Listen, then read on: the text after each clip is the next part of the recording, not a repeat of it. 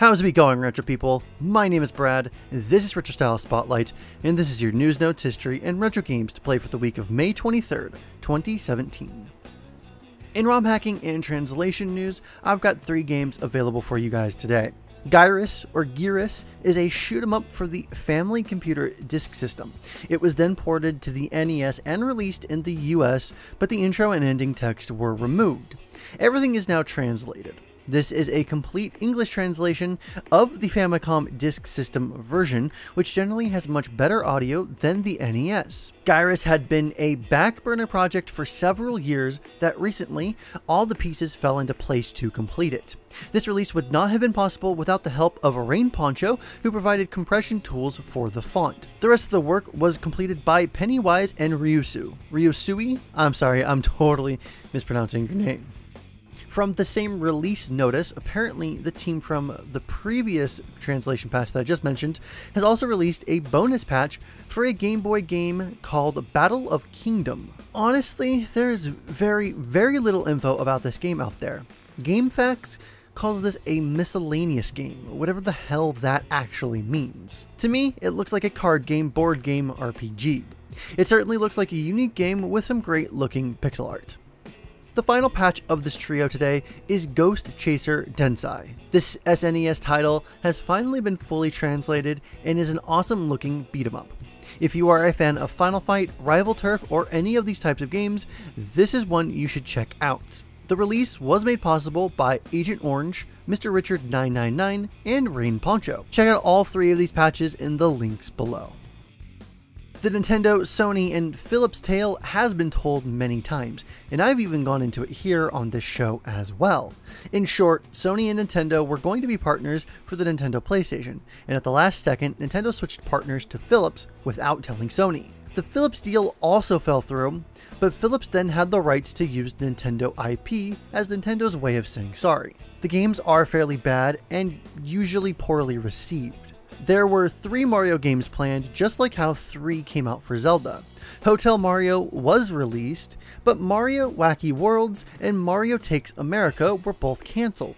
Details about Mario Takes America have finally made their way to the public though. Produced by Toronto-based Segum Entertainment, Mario Takes America was intended to educate younger players about the United States via 2D and 3D platforming sequences. The core concept would have seen photography and rolling FMV footage with sprites laid over top.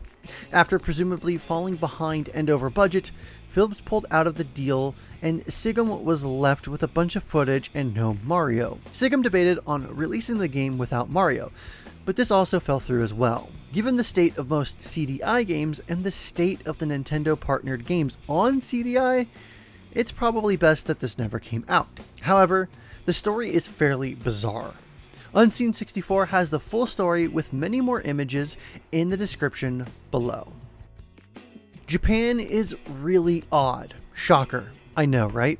And it's no secret that Mario has several professions under his belt. Carpenter, plumber, referee, race car driver, tennis player, and a doctor. Well, in Japan, there was a manga that was released alongside of the Dr. Mario games, and its release is interesting. Published by Kodansha Media in Japan, this series was called KC Mario. The specific book in question today is titled Dr. Mario, which tries to give you some background on the events leading up to the events of that game.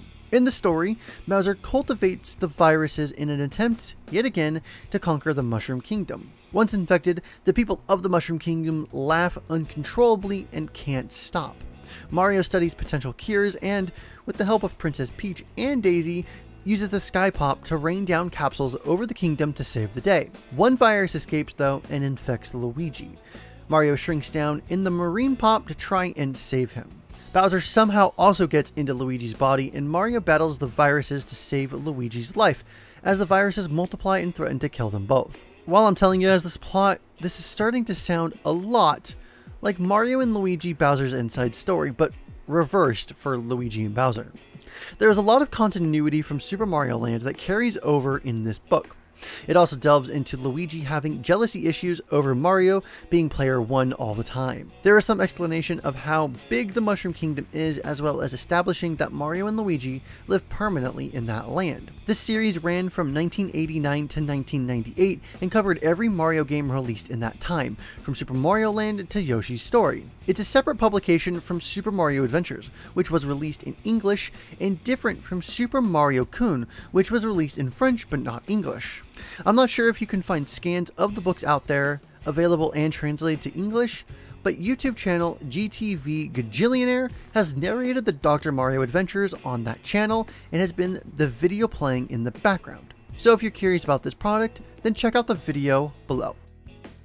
So several months ago, if not close to a year ago, I talked about Hyperkin's SmartBoy device. Essentially, what this is a holder for your Android phone to make it look like your real Game Boy, and you can use your real cartridges too. So this would be in a similar vein to the Retron 5, but for the Game Boy and Game Boy Color games while using your phone. Well, now they've officially partnered with Samsung to have this device go to market in the US and Korea, and the device will cost $50.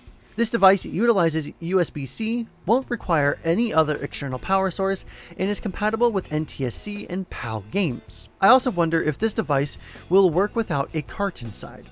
This could be a neat way to use a RetroArch and play games that will only ever require 4 face buttons. Out of the box, Hyperkin says that the device was designed with the Samsung Galaxy S8 in mind, and that any other USB-C device may be spotty. I assume they don't really mean for drivers, as Bluetooth and OTG device support is fairly common, but rather if your device fits. Last week, I also talked about the Retron HD, and wow, that lit you guys up in the comments. In those comments, I did say that RSS wasn't the place to talk about Hyperkin's past transgressions.